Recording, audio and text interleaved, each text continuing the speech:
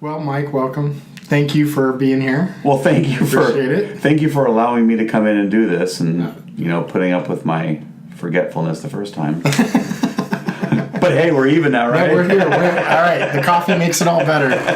This is Community Conversations.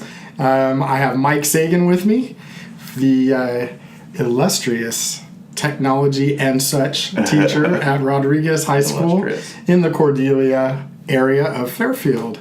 Welcome. Thank you for being here. I really appreciate it. Again, thank you for having me. Absolutely. Well, the show is all about bringing in people from around the community. I have been saying Solano County. Everybody I've brought in has been Fairfield so far. Well, but, I'm going to get there, right? But leaders from around the county give people an opportunity to get a sense of what they do and who they are. And I certainly count teachers in the mix of leaders. How many students would you say you come in contact with each semester? All my classes are year-long, so once I come into contact with kids in my class, it's as close to my maximum load as I can get, and it's typically around 150 to 163, 65 tops.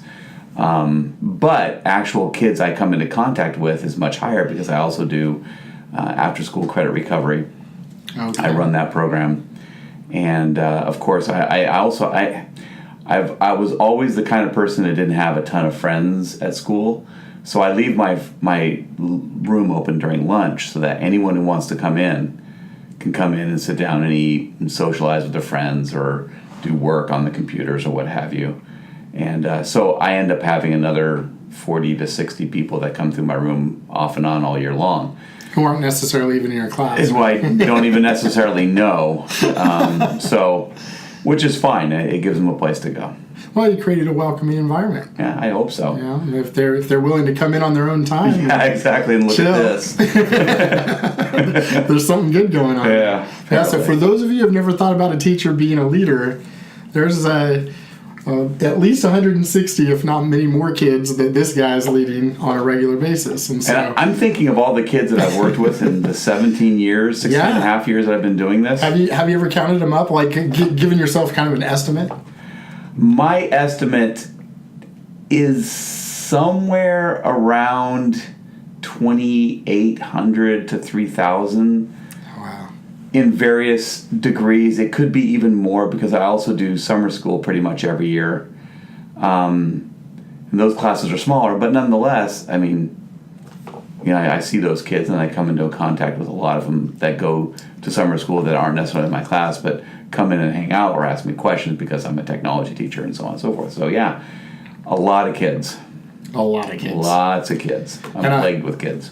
So you've been doing it long enough now that you've probably got quite a few people that you run into at the store and wherever you happen to be going, and absolutely, and who are like, Mr. Sagan, right? I've got kids hitting 35. Wow.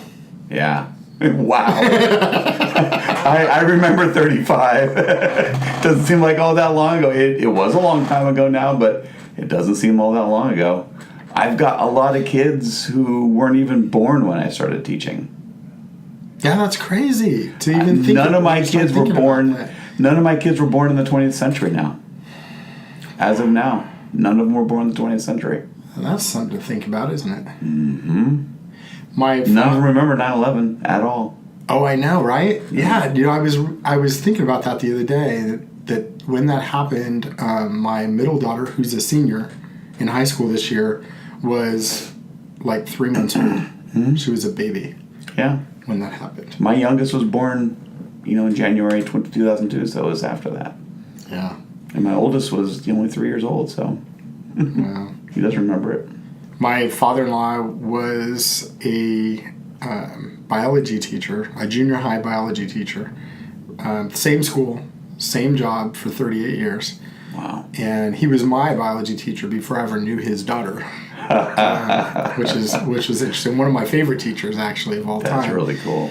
And what he told me towards the end of his career is he said, Tim, I figured out when it's time to hang it up as a teacher. and retire. And I Oh, said, yeah? when's that? And he goes, when you start having grandchildren of original students. Oh, Lord. Grandchildren of original students. I'm like, I already have my second generation coming in 4 years. there you go. Yeah. So And you're that was from a grad from 2007. She started having children early, but 4 years, I'll be in my class. yeah, that'll be the day when a kid comes in and goes, my grandma had you for a teacher. Oh. That'll be when you're like, Yeah, might be time for an extended vacation. I've never thought about it that way, but I'm thinking for me it's probably going to be 32 years. I'll hit 63, going into 64 at that point, and I'll be done. That's my golden year for retirement, according to CalSTRS.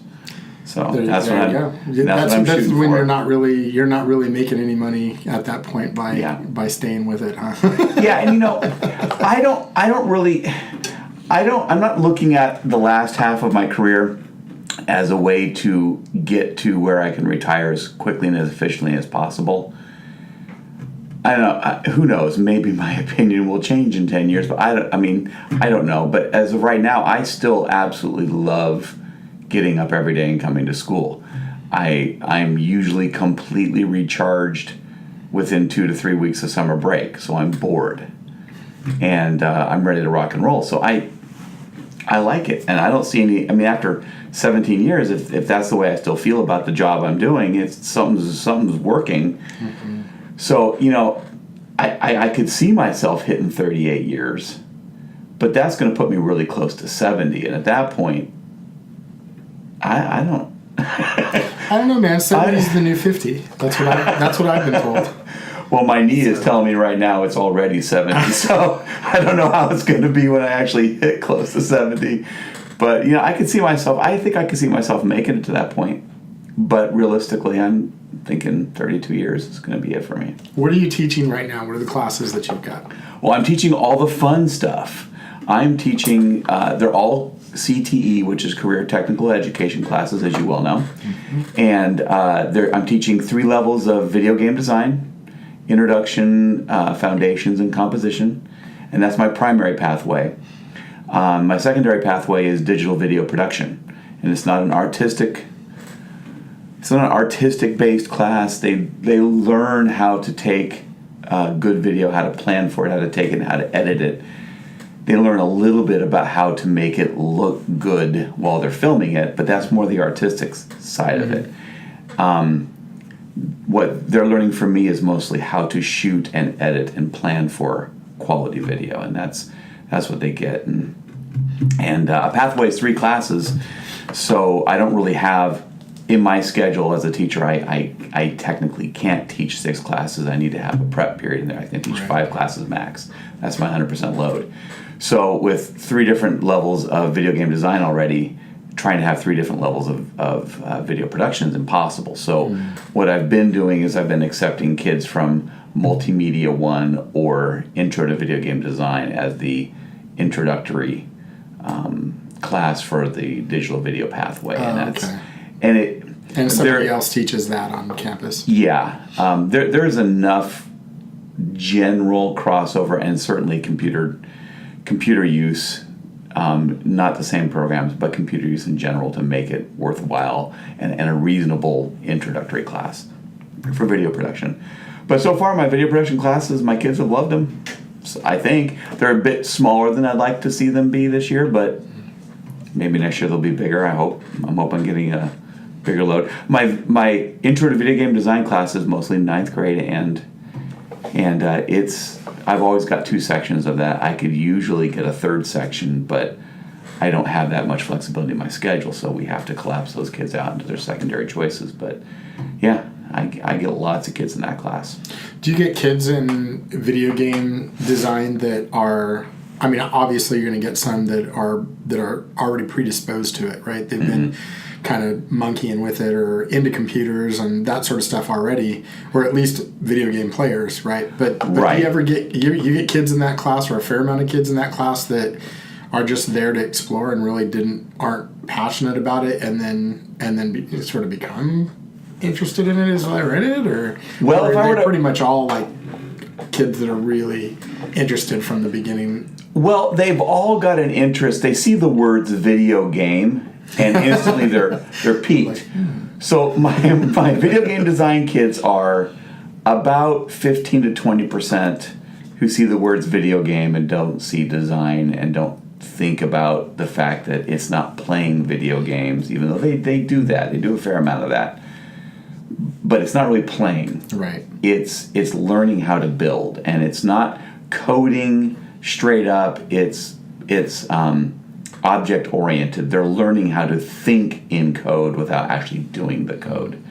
So it's very foundational in that sense. So like I said, I get 20% who are gamers and they see the words video game, and they don't go any further.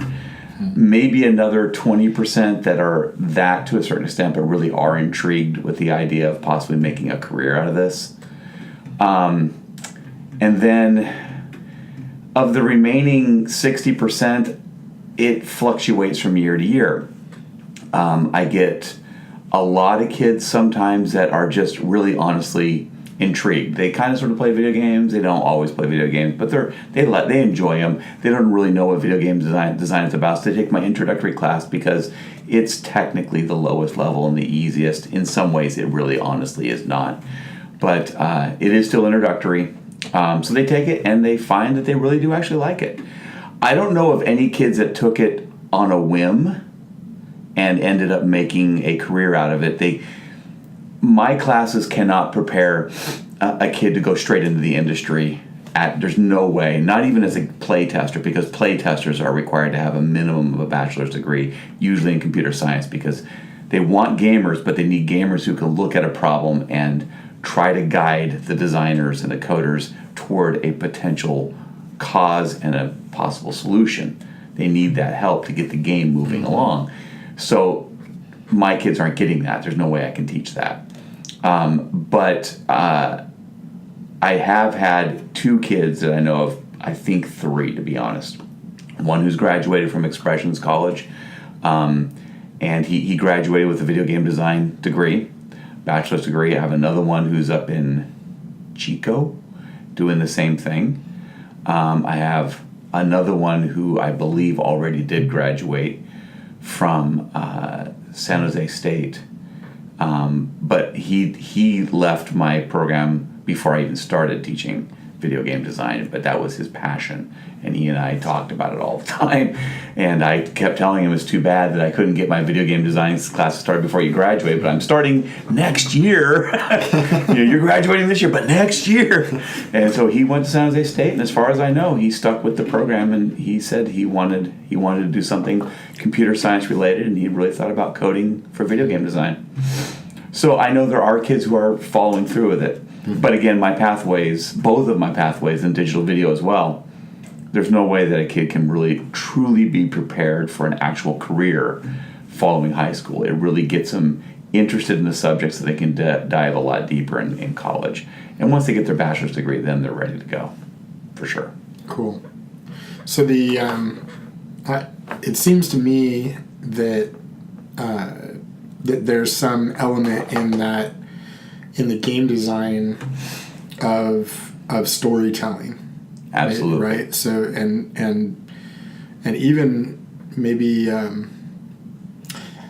some psychology in there, from the sense that or philosophy in the sense that you're kind of trying to pick apart stories and how you want this story in this game to sort of go, like where you want to lead the person who's going to play the game, right, and what choices you want to give them, and so there's I assume do they work in teams to kind of think about that stuff? In the intro class up until this year, no, and that's because of a limitation of the software that came with the curriculum. So it's very individual in that intro class. Totally individualized. Okay. That's changing next year. I'm upping the software so that they'll be able to work towards team building, because video games are never designed in a vacuum. No. Ever.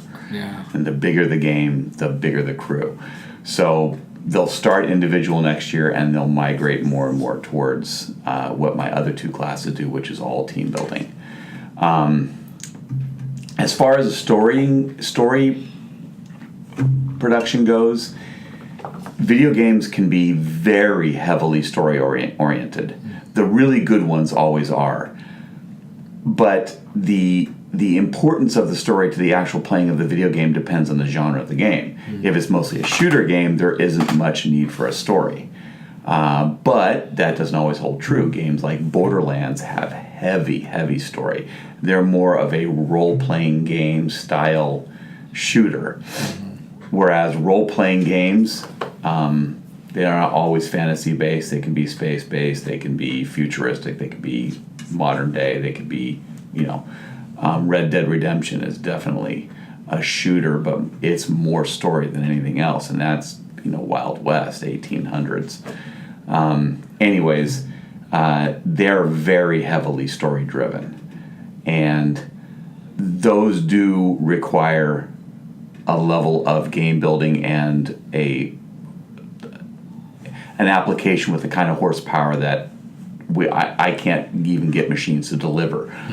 But my third level class, every single year, this is the third year I've done my third level video game design classes, video game design composition. They pretty much go through about 2 months at the beginning of the year of just doing workbook builds to get back after summer break, getting back in the swing of doing that.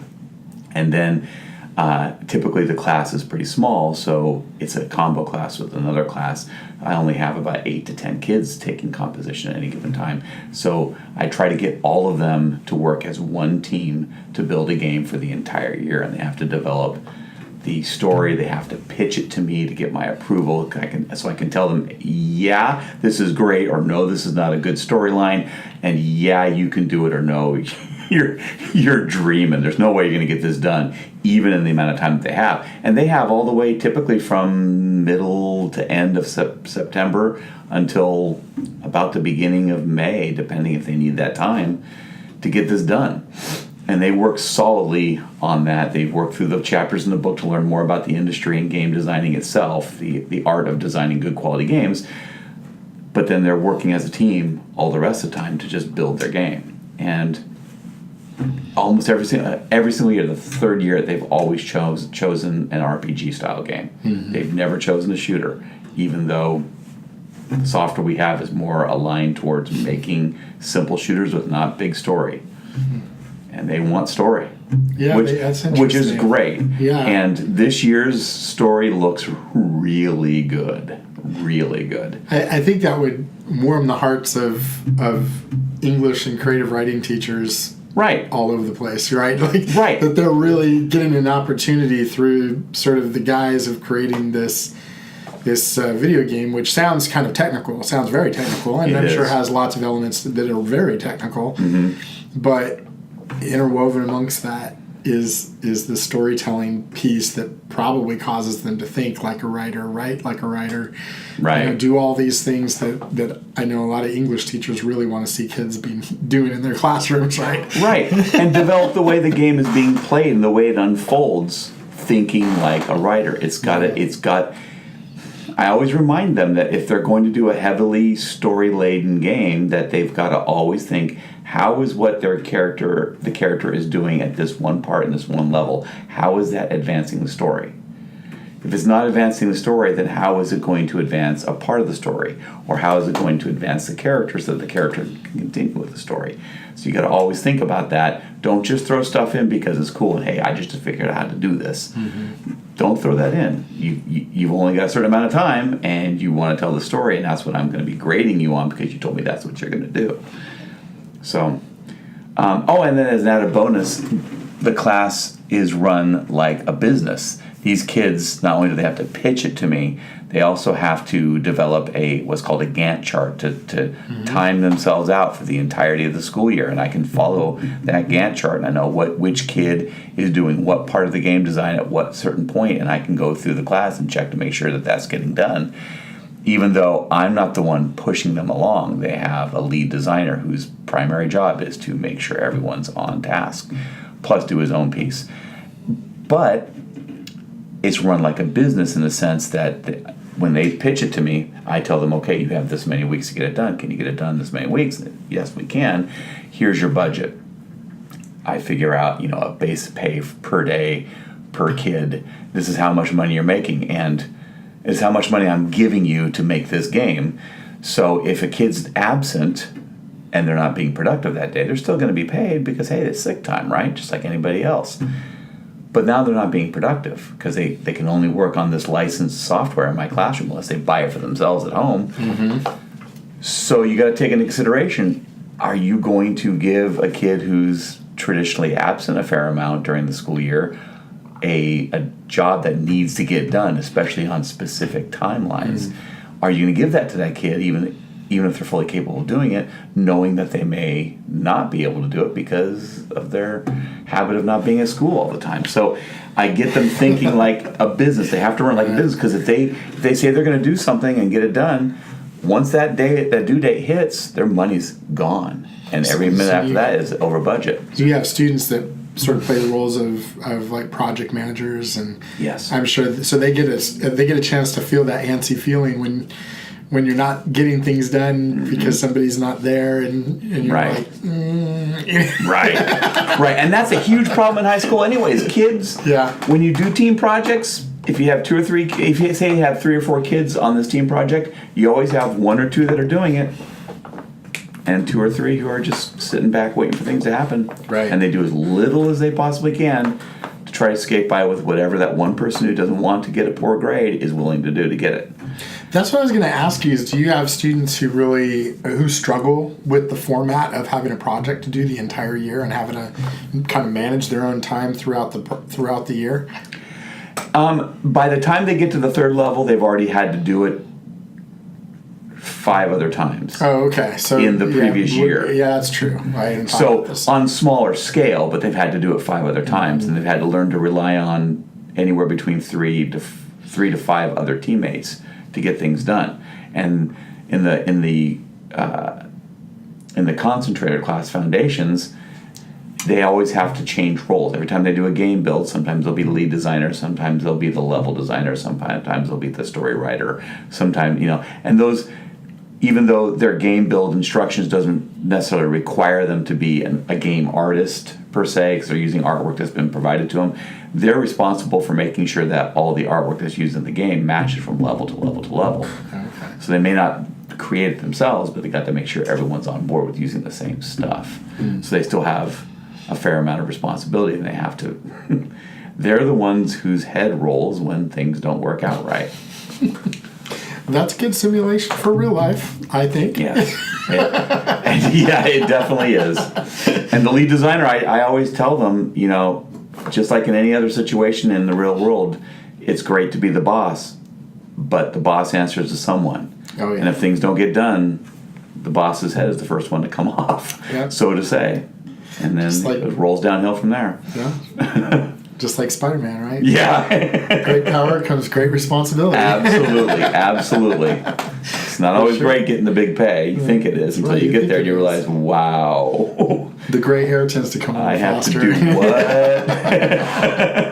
what? For sure. That's interesting. I was watching, it was a movie, like a documentary, and it was called, what was it called? It was called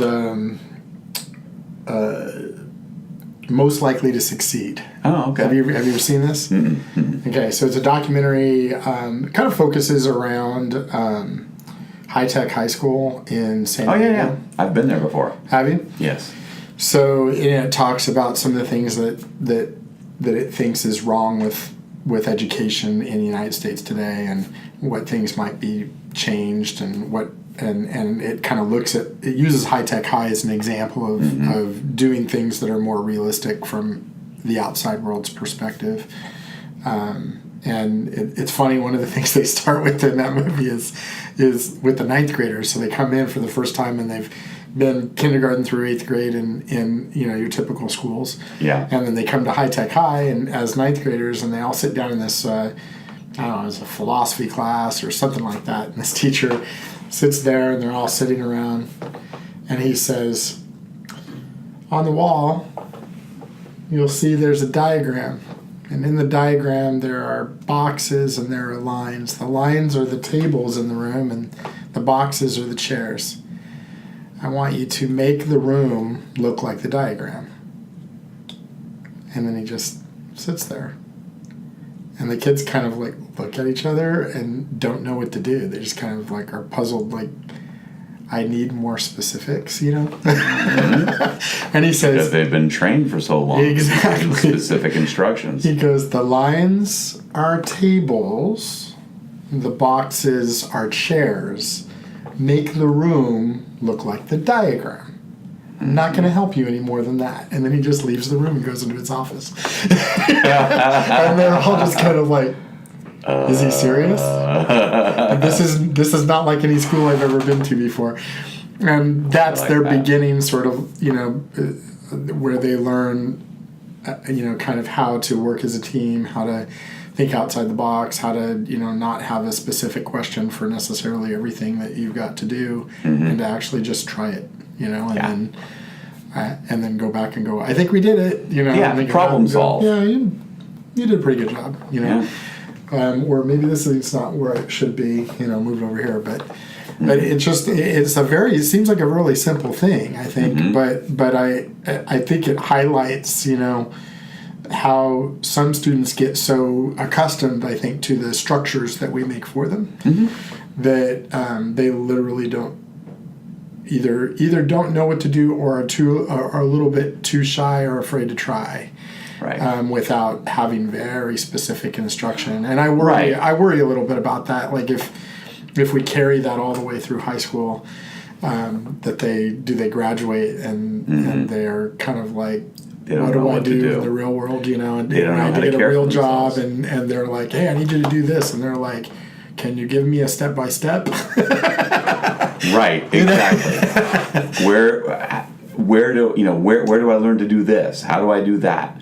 Yeah. And that's one of the things I think I really like about classes like yours, the more project-based, you know, connected to things that you wouldn't typically necessarily be able to connect to inside school.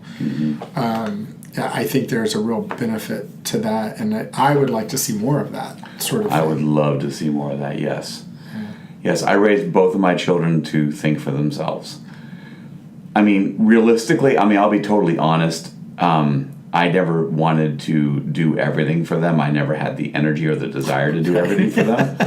And neither did my wife, thankfully. Sherry, if you're watching this. Anyways, so I made sure that when they came up with a problem they had to come to me to resolve, or if they couldn't figure out how to do something, I didn't just do it for them, or I didn't just do it and say, here, watch. Right. Maybe the first time I'd do something, second time I get them started, and after that I'd say, well, what did I tell you last time? And if they fought it, then they struggled. I let them struggle, because sooner or later they have to figure out how to solve their own problems anyways. Yeah, and struggle makes them strong. You know, just like I think a lot of people miss that sometimes. Forget that, you know, when you work out and you build muscle, you know that what you're basically doing is not only struggling, but you're kind of hurting yourself. Actually, you're tearing muscles in order to rebuild them properly, exactly, to rebuild them better, and that's just a natural process. So we let our kids struggle. We on purpose let our kids struggle so that they'll learn and get stronger, right, and be able to do those things for themselves. I think sometimes it's helpful because you are just tired. Right, like as a parent, you're just like you know what? I'm just tired. How about you just take a crack at it, and then come back to me and show me, and I'll let you know whether or not you got it. Right. I left at 6 a.m. this morning, and it is now 5:30, and I'm making your dinner. So do you think you maybe could spend a little more time trying to figure this problem out for yourself and let me finish making your dinner so that we all can eat? Exactly. Yeah, that's exactly it. And it forces them to be self-reliant, and that's huge. I love my kids to death, but they are not living under my roof forever. They need to be self-reliant. I want to be able to go to their house someday. Yeah. Oh, absolutely. And trash it too, but yeah, that's a whole other thing, you know. That's a whole different thing. Trash it. Play with the grandbabies. You know, as soon as somebody poops, it's like, hey, leaving dishes everywhere, trash on the ground. The other thing too is kids need structure. They thrive for structure. That's something that's wisdom that everyone says, and it's true. They do need structure. If you don't give them some structure to begin with, they don't know where to start. But once you get them started, once you get them going, you need to let them just kind of figure things out for themselves and stop providing the constant structure for them. Because if you do, yeah, they may get the thing done, but they won't necessarily understand what they did or see the value in what they're doing. Good wisdom. Yeah, it's important to do it. That's the way my dad raised me. Well, and I think it's a common, that sort of thread, that balance sort of between providing a structure, but then within that structure saying, go ahead, explore. Exactly. Find out where the walls of that structure are, right? Do your little mind thing, and figure out where the boundaries are, and then when they've mastered that space, you open the structure and make it a little bigger, right? And you're like, okay, now you've got more to explore. Yeah. Have a nice time. Let's see how you do with this. Yeah. And that process of creating a structure, but then also giving freedom within the structure, is something you see of great teachers. Not just great parents, great teachers, great leaders do that for other people, because people need that. It's that sort of the zone of proximal development for people in general, not only for kids, as you want them to be safe. They need to be safe, and that's where the structure sort of provides for them. But within that safety, they need to be able to push. Right, to the boundary of what they're able to do, so that they can explore what they can do and kind of go over a little bit, and then come back and go, okay, maybe not. And falling down is a good thing. Yeah, those things are a great thing. Are great. Failing to learn is a real thing. So it's great to hear that, and I knew I was going to hear that from you. That's why I wanted you here, because I know that you're one of those people that really engages kids that way and is thinking about the strategy involved in that learning process really deeply, and it makes me so glad that people like you are spending that kind of time with our kids. Now I understand that you were the one that gave Chris Morris a connection to Cogswell College. Is that true? I think so. Told him about that place. I think so. I mean, I found out about Cogswell. I don't even remember how I found out about it. But I mean, I had them present, and then I took for a couple of years, the past 3 years now, I've been taking students there.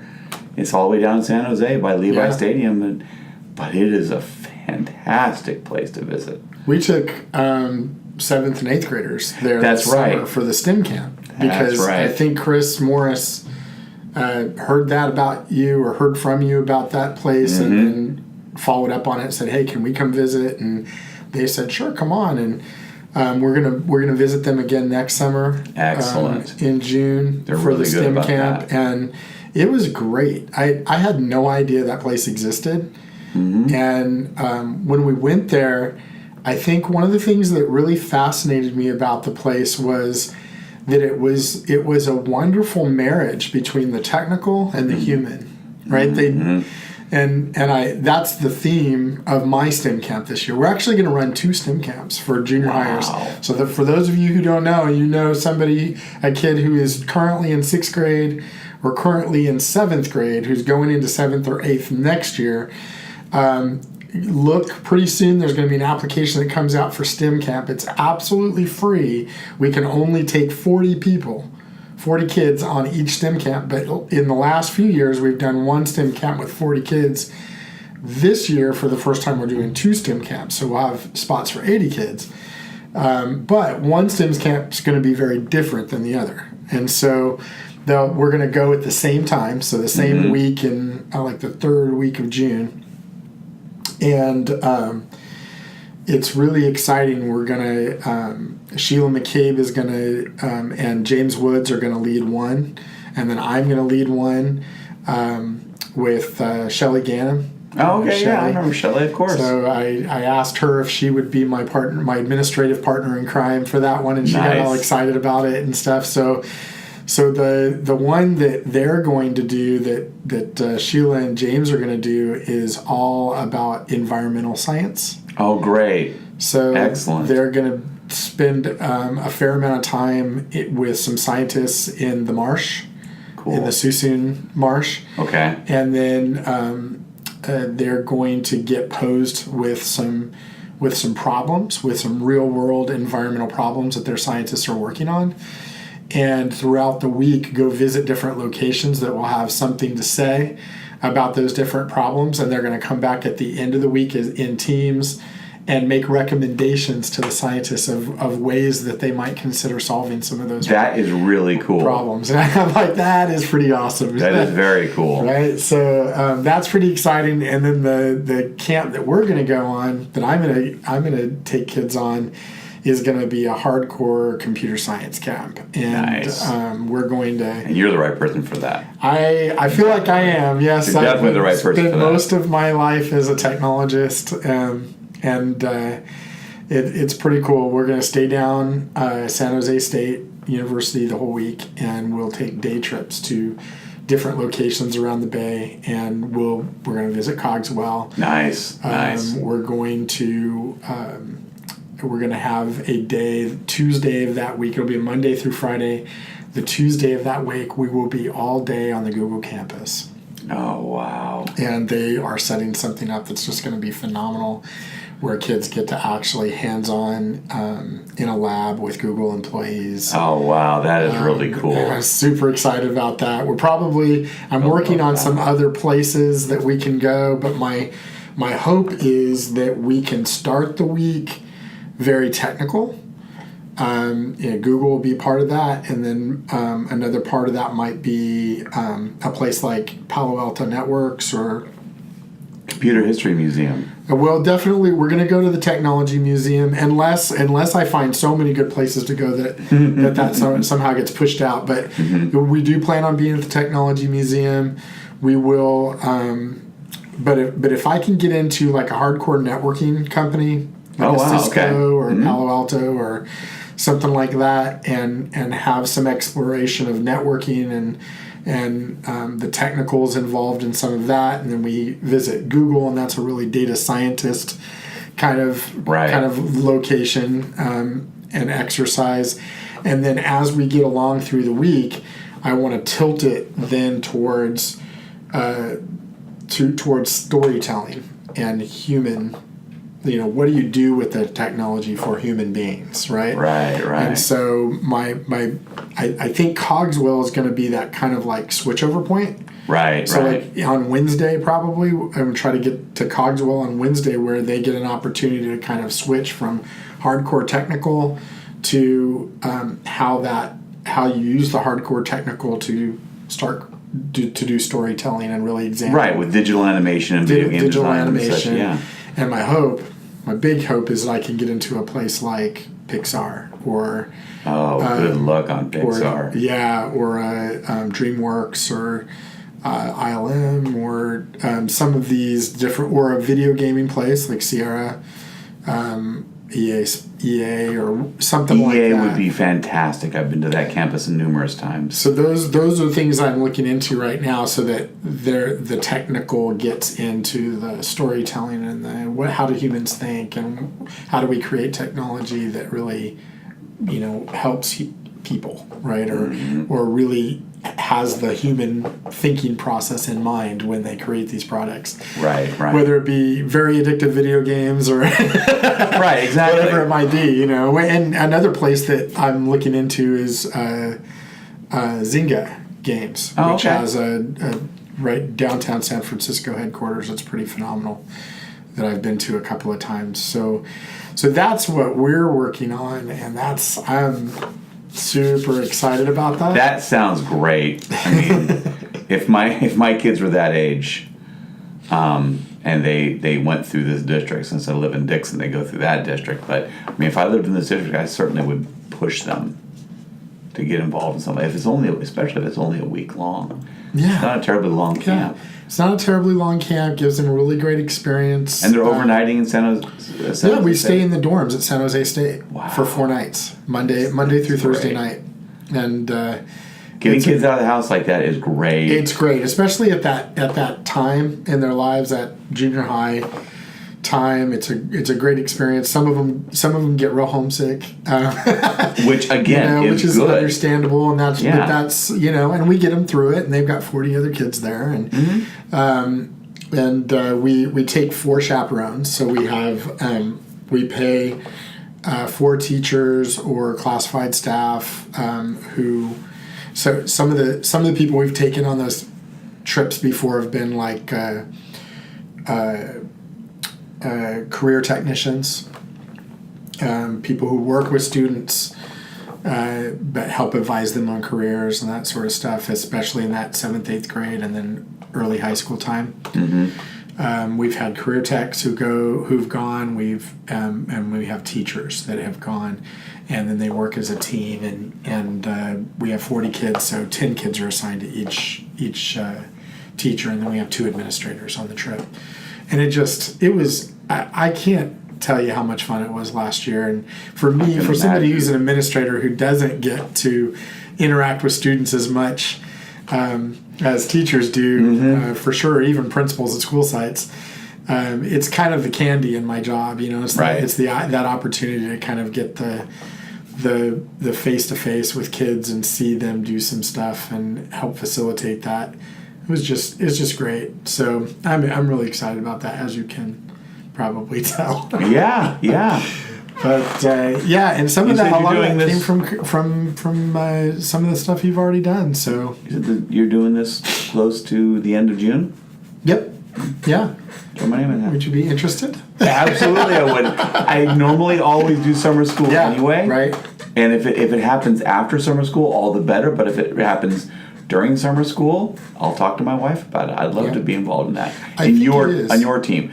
Okay. I don't have anything wrong. I don't have anything against the marsh side of it. Right. But it's really not my thing. It's not my forte. Yep. I'm the same way. I'm not. I appreciate living things. I just don't want to muck around them. So I don't want to cut them open. I don't want to. I was never interested in medical or any of that stuff. No, thank you. Blood? No, thanks. This thing right here doesn't bleed. That's one of the things I really appreciate about it. Yeah, it doesn't bleed. It smokes sometimes, but when it does, hey, you get a new one. It just gives up the ghost, and you either fix it or you get a new one, right? Exactly. Yeah. So when they do give up the ghost, it's not messy. Right. Exactly. The worst you can ever. I was going to say the worst you ever get is like a whole bunch of dust when you open one of these things up. Right. Although there was a time when your desktop computers were large enough, and you don't see a lot of them anymore that are large enough. But there were desktop computers. I had one desktop computer years ago that was not working properly. Oh. And we opened that thing up, and not only was there a bunch of dust inside of it, but there was also a dead rat. I am not surprised. Or a mouse. After. Maybe it was either a baby rat or it was a mouse, but it was. It was probably a mouse, and it kept going in there because it had access to the back and it was warm because of that power supply. Yes. Yep, and I reacted just like most hardcore computer techs would. I opened that thing up and went, nope. There won't be any fixing this one. This one's definitely given up the ghost. This is crossed over into the area that Tim does not work in. Don't do blood and guts. No blood and guts. Yeah. So I absolutely appreciate that. And, I would that'd be really great. I'd have fun with that. Having you on that would be that'd be awesome. That would be just too much fun, actually. It would be. It would be a lot of fun. That's awesome. I love going to that area and everything you said that whole program was going to be about. I'd have a ball with it. Cogswell's great. They at the front of their building. It's a pretty nondescript building. It's a sort of private college, I think, right? It looks like it's in a strip mall, almost. It does, and they actually have some places to live across the street. There's some apartments there and everything. But so it's it's for real. But you go in there, and the front door has a life-size version of Incredible Hulk. Yeah. Right? Looking down at you like, and it's like, they all got pictures with the Incredible Hulk, and it was pretty neat. And but the dean of the school was a really impressive guy. He never met the dean. Really? I've only met the recruiters. Oh, okay. Yeah. So he came in for a little while and talked to our group, and he has a laundry list of movies, famous movies that he's worked on over the years before he became the dean of the school, and really nice guy, cool guy, and he ended up giving all the kids actual clips, film clips, cut out film clips of a film that he worked on years ago, and he wouldn't tell us what it was. He said, you have to figure it out.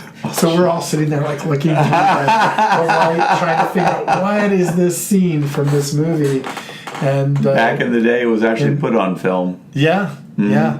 But it was a nice little sort of souvenir that they gave the kids, and the kids had a very, very good experience there. And I think a number of them really piqued their interest in using digital technology to tell stories, and I think that's wonderful. I think the connection between technology and humans is a really interesting place to explore, and there's an awful lot of work to be done in it in the real world, and it can be done by young, fresh minds as early as they want to start working on it.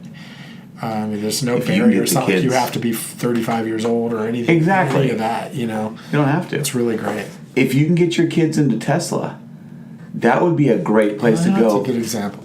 Because not only is Tesla just one piece of a huge jigsaw puzzle of technology companies that Elon Musk has founded, their electric cars are not only are they beautiful and luxurious, they're great cars, but they've solved so many issues with driving. They've solved a ton of issues. The biggest one with their carbon footprint, the amount of carbon that they're sequestering or pulling out of having spit out the tailpipe. If this car was a gas-driven luxury car, it would not get great gas mileage. They're not small vehicles. So finding out how to make a car like that, not only make it luxurious, but how to make it responsive to the driver, how to make it so that it's something that you can use now.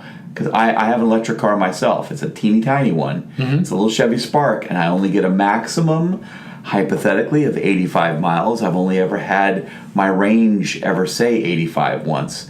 I've never gotten more than like 70 out of it, ever. Because in realistic driving, you can't. Sometimes you're going 70, sometimes you're going 75, otherwise you're getting run over. And so the faster you run, the harder you're using the motor. And in the wintertime, like right now when it's getting really cold, I turn on the heater, and it works beautifully. But generating heat, it really sucks the battery down. It's horrid on the battery. The air conditioning in the summer is a lot easier. So finding out how to make those things work and get people to want to buy it, not just because of what it'll do for the environment, but because it's actually still a really good, usable car. That's huge. It'd be interesting to see if you can get kids in there. Yeah, that would be interesting. Have some of their designers talk about it. You just reminded me that I didn't plug in my phone. Oh, hey, look at that. It's still recording now. Son of a gun. That's a good thing. Yeah, my 6S is really in need of becoming an XR. Absolutely. It's time, man. If you've got a 6, I'll tell you what. It is. It's really going to be time. These. You hearing that, Sherry? Come on, Sherry. Help him out. Come on. I like the iPhone 10 a lot, and of course we got this. Our whole family got them. It was one of those sort of like blue moon type of situations where all 4 of the people in our family who had cell phones all came up at the exact same time for renewal. Geez. And I was like, wow, and it literally was a first. So it was an opportunity to move from one carrier to another, which I had been kind of waiting to do.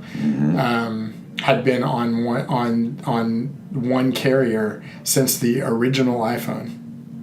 So if you 2006, do you know which 2007 was AT&T? That's right. That was the only carrier that had the iPhone at the time. Until this year, I had been on AT&T since they were Cellular One. Oh my! Yeah, that's back in the mid '90s. Wow. And I never was able to get off AT&T because we had too many phones in our household that were on different time frames. So it was like if I tried to take us all to another one, I was going to pay buku bucks to pay off the contract on at least one of the phones. Right. And they all, they didn't all come up at the same time but what happened was we had some of them that we had long enough, that they were out of contract, and then the other ones caught up and all came out of contract. Nice. And then it was like, okay, time to move. And so we went and we got a special deal. We got like buy one iPhone 10, get the next one for $200 or something. So we made the jump. We did that with 4 phones at once. But I can tell you that these iPhone 10s are nice. Yeah. They are nice. I've only got 16 gigs of space on mine. Oh, yeah, it's rough. So that's for the iOS and my storage. Having to clean it like all the time just to... Well, the last update I got, it dumped 15 apps just to get enough storage space to pull down the iOS so it could install it and then delete that iOS. And it kept all the apps on my screen. It just, they were waiting to be used the first time. So when I use them, I'd have to wait for it to download, and then it would start working again. But now I'm down to maybe 1.3 gigabytes of storage at any given time. Yeah. And that's running lean. Yeah, it really is, because the operating system just keeps getting bigger, and then you find more and more apps that you rely on and that you like and want to keep, and the data and all that stuff. Yeah. So I think mine's a 64. I think mine's a 64, which is good for me for now. I'm hoping to go up to a 128. Yeah, I think one of my kids went to 128. They said they would pay for the extra. I keep telling my wife that I'll pay, but she says your money is my money, so you're telling me that I'm paying. That's I'm right. like, well, then you pay with my money. Just let me do it. I need to. Especially, I went to the district sent me and a couple other people to Adobe Max this year in LA. And I learned that Adobe is really pushing a lot of their apps towards a portable version that works on iOS and Android. And Adobe Premiere, which is their video editing application, video and audio editing, it turns out that it is a multi-track studio editor and video editor all in one. Wow. They've got a portable version now. It doesn't do anywhere near what the full platform version does, but it works extraordinarily well. It just takes a fair amount of space. Yeah. And then it produces videos that take even more space. Right. So, I mean, I've got the application on there, but I've never used it because if I take a video with it, I'm going to run out of memory. And anyway, so I really want to update with it. Yeah, it's... And I really want that 10. It's time. It's time, for sure. How long have you worked at Rodriguez? My entire career. Oh, really? So the 17 years you've been the entire time. When did Rodriguez open? 1 year before I started. I thought it was I was about that time, right? I was interviewing close to the end of the first year because I had been laid off from my previous employer in February, because my daughter was born in January. That was an interesting 7 months. 9/11. Oh yeah. Then my daughter was born, and then I got laid off. Oh, I'm sorry. We bought a new house, and then we had 9/11, and then my daughter was born, and then I was laid off. It was fantastic. So I was scrambling to find anything, and I'd already been thinking about becoming a teacher anyway. So that being laid off was the final kick that said, yeah, okay, I just got to do it now. And I took my CBEST and I was subbing. I was subbing at Rodriguez, among other schools. I was subbing as far away as Elk Grove. I subbed once, and anyways, I worked in the Bay Area with my former company there in Livermore, and I would drive by Red Top going into the Bay Area, going to customers all throughout the Bay Area, and I was watching as Rodriguez was being built. And I'll be totally honest with you, I am not even the 1,000th person I've known that said this. I thought it was a detention facility being built. Yeah, you're not the only one who said because that. of the way it was structured. Yeah. The way it had those two-story buildings going off of a central curved building. Yeah. And it had these decorative things coming off the roof. They're for decoration, but they look like they're to keep people from going over the roof. Right. And so because they turn inward. Yeah, right? They turn outward toward. They do turn outward toward the parking lot, or to the edge of the building. But they're grids, like mesh grid looking things. They're all made of steel, and so I just assumed, okay, well that's just to keep the prisoners in if they happen to make it to the roof or something. I didn't know the area very well because, like I said, I had lived in Dixon almost my entire time up here, and I thought it was funny as heck when I came in. And I did my final interview, and they said, you'll be starting in September, because that's when we started in September still. You'll be starting in September at Rodriguez High School. I'm like, oh, great, where's that?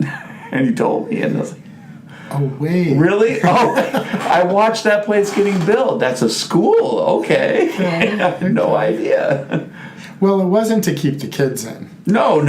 It was to keep the teachers in. Yeah. Believe me, the first crew of teachers of whom I'm considered an original Mustang still. The first crew of teachers, they were just wacky enough that they needed to be kept in sometimes, believe me. It's funny how school buildings kind of go through the architectural sort of fads. So when you can almost tell what decade each school was built in, based on the look of it and some of the layout features of it, and you can tell which schools were built at the same time. Right. So like a good example of that would be Cordelia Hills and Rolling Hills. Right. Are almost the exact same school. Yeah. And then Crystal Middle School and Green Valley Middle School are like the middle school version of Cordelia Hills and Rolling Hills. They have that sort of cement courtyard in the middle with almost like an amphitheater. Yep. And then they have 2-story buildings in the back, and those layouts, by the way, I really, really like. A lot of things about those layouts, but yeah, unfortunately, Rodriguez got stuck in the prison fad, I guess. Yeah, it's the funny thing too is it's a beautiful campus, especially on the inside. It's still, I believe it's still architecturally holding up. It looks nice in the area. Yeah, and it's functional. It's like it's a nice. The setup's actually a pretty nice setup. Yeah, I kind of like the way that they've circularly compacted it.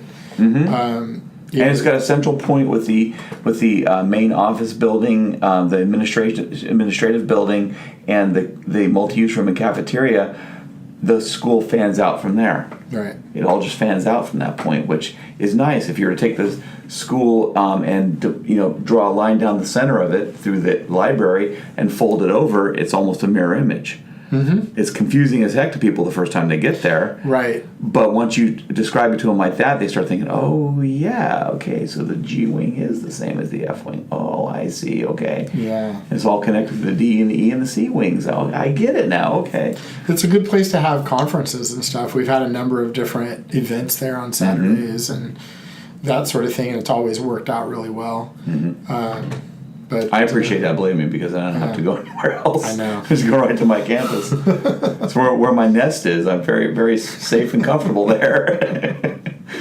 For sure. Well, so what was your what did you study in college? That's the funny thing. When I went to college, I was sure I was going to be a computer programmer. Because I came out of the 80s. I got an Apple IIe in 1982. So it was my 8th grade year, yeah. Oh, geez. end of 7th, early 8th. So anyways, I got an Apple IIe because my buddy had an Apple II Plus, and his father had an Apple II. So, I mean, I was convinced I was going to really learn how to program that thing and make it work. And I taught myself basic Apple Basic. I made some applications. I was really heavily into Dungeons and Dragons. So I made, I made character sheet creators, and I made randomizers for rolling dice so you can use your computer instead of using dice. I was that nerdy. Yeah. And so I went into college with the idea that was what I was going to do, until I really honestly absorbed when they said computer science and engineering back in 87, 88, was a 7-year program minimum. That's what Long Beach State told me. In order to get through this, you can plan on 7 years. I thought, oh my gosh, that's easily a bachelor's and a master's, and I'll end up with a bachelor's degree. That's all I'm going to really end up with. That was how they laid it out. Wow. And I was like, I don't want to do that. I go into college because I know it's important, but I don't want to spend 7 more years here. So I changed my major after my first semester of my freshman year, and I went into English creative writing because that was another thing I was really good at, and it came easily to me, and I really enjoyed it. I enjoyed reading. I enjoyed past tense. I enjoyed writing. I haven't done it in a long time. I can do it. I just don't enjoy it like the way I used to. So I got my undergrad is in creative writing, English creative writing, and so when I got my credential, it was for English, and I still maintain my English credential in case something happens, because there's always students that need to go through English classes. Right. It's a smart thing to do to keep it in the background, but I don't think I'm ever going to do that again. So, well, like I said, you kind of do in some senses. To a certain extent, yes. I encourage my kids to storytell. Right. Yeah. But I don't necessarily go. Did you have to get did you have to get a CTE credential in order to teach what you're teaching now, or? Yes, I didn't have to get a CTE credential because it was, at the time I got it, it wasn't called a CTE credential. I hadn't gone through that phase yet. I got a basic computer information systems or something like that. I took a California State test in order to teach computer applications. That required it. That used to be a class that all 9th graders had to take for graduation purposes back in the day, early 2000s to right about 2010, 2011, and then it changed. But in order to teach that class, to get out of English, I taught English for 4.5 years. In order to get out of that and teach computer apps and graphic design, which is another thing I was really passionate about, I had to get that credential. And for the life of me, I've had it for so long, I couldn't even begin to tell you what the actual name of it was. But there was a funny story associated with it. The first test I signed up for was the wrong one. Very similarly named, but it was more towards shop rather than computer technology. And so as a consequence, I took the test. I went and took the test, and I'm thinking, why are they asking me questions about if you have this much lumber and you need to build a building this size, and how do you cut the lumber, and how and asking me questions about injection molding plastics, and I'm thinking, what does this have to do with computer apps? I missed passing that test by 1 point. I was going to say, did you pass it? If I had passed it, believe me, that would be another credential I would have just held on to and just kept, renewing year after year after year. Because I've done that stuff with my house over the years, and a lot of that stuff I've become semi good at. I can maintain basic things, but I couldn't believe I came that close. I could have been teaching wood shop or metals. I wouldn't be very great at it, but I could have done it with the right credential. Maybe you would have passed it had you known what test you were actually taking. If I had prepared if you weren't so curious, if you weren't spending so many brain cycles going, why are they asking me these questions? Yeah, what does this have to do with it? But I got my score and I missed it by 1 point basically. But then I went back and I took the correct test, and they gave you, at the time they gave me 4 hours to take the test, and I'll be honest with you, it was like the CBEST, which is a California Basic Educational Skills Test. you have to take that and have a college bachelor's degree in order to sub.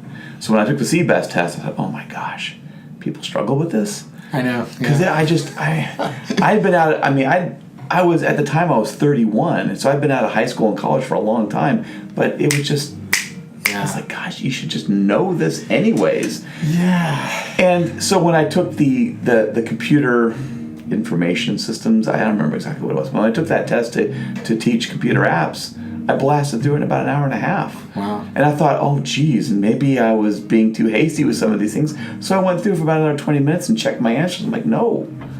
It was really honestly that easy. And I still don't consider myself to be a computer whiz by any stretch of the imagination, but I'm a pretty good user. And so I was like, wow, okay, I guess I've just been doing all this. And my previous job was for a computer company, a technology company that made computer systems for warehouses and auto parts stores. And so I was teaching people how to use the proprietary software. I was developing educational materials to teach them and keep them on site after I left. And I had to use my computers all the time, and I had to convert data from an old computer system to a new computer system and watch the conversion go through, and then error check and debug as things happen, and sometimes develop custom reports using a query language. And that was way more than enough preparation, I guess, to pass the test, because I flew right through it. I think the fact that some people struggle so much with tests like that, with pretty basic tests. The CBEST is a pretty basic test, but I think the fact that certain people struggle so much with that is just proof that some people really struggle with high-stake tests. They just do, and it's not because they're dummies, because they're not. And I know people who are, very intelligent, very educated people who struggle with that test. Right. And they're people who've struggled with tests from the beginning. Right. And there are people like that. I've never been like that. In fact, being able to pass tests was the hallmark of what got me C's and got me through high school.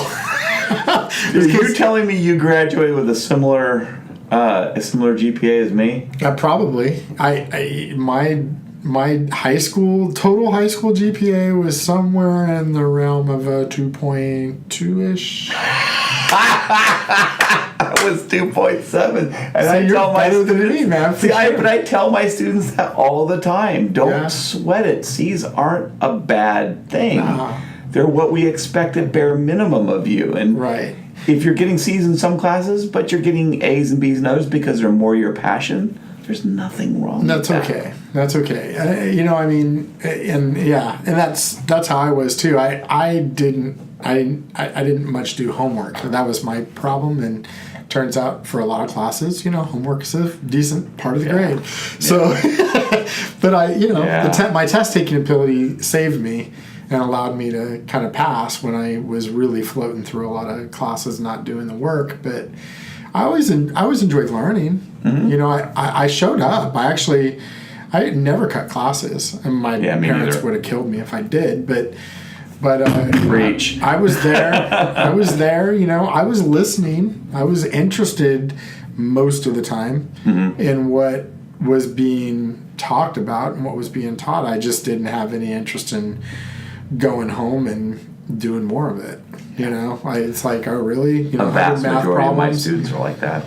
Yeah, so I think a lot of students are like that, and I think probably a higher percentage of boys than girls. Yeah, are like that. A higher percentage of my classes are boys than girls. Exactly. They're just not interested in some of that stuff, a lot of that stuff, and they need to be engaged, and a lot of that engagement comes from helping them connect whatever it is that we're doing in school to either things that are very real world, or things that they're interested in, passionate about, and we need more of that. It's hard. It's hard work for a teacher to make those connections and to really work to go, okay, this kid is interested in this. How do I get my English assignment to somehow fit, allow them the abilities, the freedom within that structure that we talked about before, to say, okay, we have a creative writing project or a writing project in general. Let the kid write about what he wants to write about, as long as he hits these technical pieces, Right. Right. And I think doing that really helps out a lot of boys. It does. Kids in general, but a lot of boys. It's interesting. I was talking about this in a previous podcast about how some of the data in our district, GPA data, that boys are really far behind girls all the way across the board. I'll be honest with you, it's a straight up biological maturity thing for them. Yeah, I think it's a thinking process thing too. I think there's brain science and neurological science that goes on with those boy brains, where they're, it's just like, if you've ever been through a class, a relationships class or something that talks about, guys' brains have boxes in them and girls' brains are spaghetti, everything's connected in a girl's brain, and in a boy's brain they more easily section things off, and right. And everything. Containers for everything. Containers for everything, right? You isolate these things, it doesn't affect you emotionally because you put it all away in this little dark box, and you're not even thinking about it now. You're onto this thing over here, and I think a lot of times in school we don't sort of cater to those differences. We don't put our curriculum in a delivery mode that's different for those different kinds of thinking processes that boys and girls have, and we're more focused systematically on unfortunately on more passive forms of learning, and we're expecting a lot of lecture. We're expecting kids to listen for a long period of time, and then to do as we do, or regurgitate what we've asked them to do. And I think there's just a percentage of females that are better than boys are. Right. I'll tell you what, most of the girls in my classes are typically the highest performers in the class. They're good at that kind of structure. They've reached the maturity level, for the most part, to be able to sit in one place for long periods of time and focus and get something done. They tend to be able to get the task at hand done. And they're not all of them by a long shot, but a majority of them are able to put aside what other things are distracting them in their life as teenagers for the time being to get done what they need to get done. Whereas the boys, they're distracted by a huge plethora of things. Girls are as well, but boys are distracted by other boys. They're distracted by the girls in the classroom. Mm-hmm. They're distracted by the other boys paying attention to the girls that they want to pay attention to. They're distracted by looking cool. They're distracted by acting cool. And the other thing too is if they show any kind of weakness, or if they feel like they have to ask a question or get help from somebody else, they're showing a form of weakness, and they don't want anyone else to see that they're weak, because they seem to think that they have to constantly hold this powerful image, and they're in control, and they can do what they need to do, and they call the shots, and blah, blah, blah. Right. Girls have the same problems from a different angle. Mm-hmm. And I totally understand that, but it seems like the girls have the maturity level at high school age to be able to deal with that, put it aside for the time being, get what they need to get done, accomplish, and move on. Whereas a lot of guys really struggle with that. For sure. And I've got some kids that blow me away. They are so much more mature than I am now. I am so much more of a 15-year-old sophomore than they are.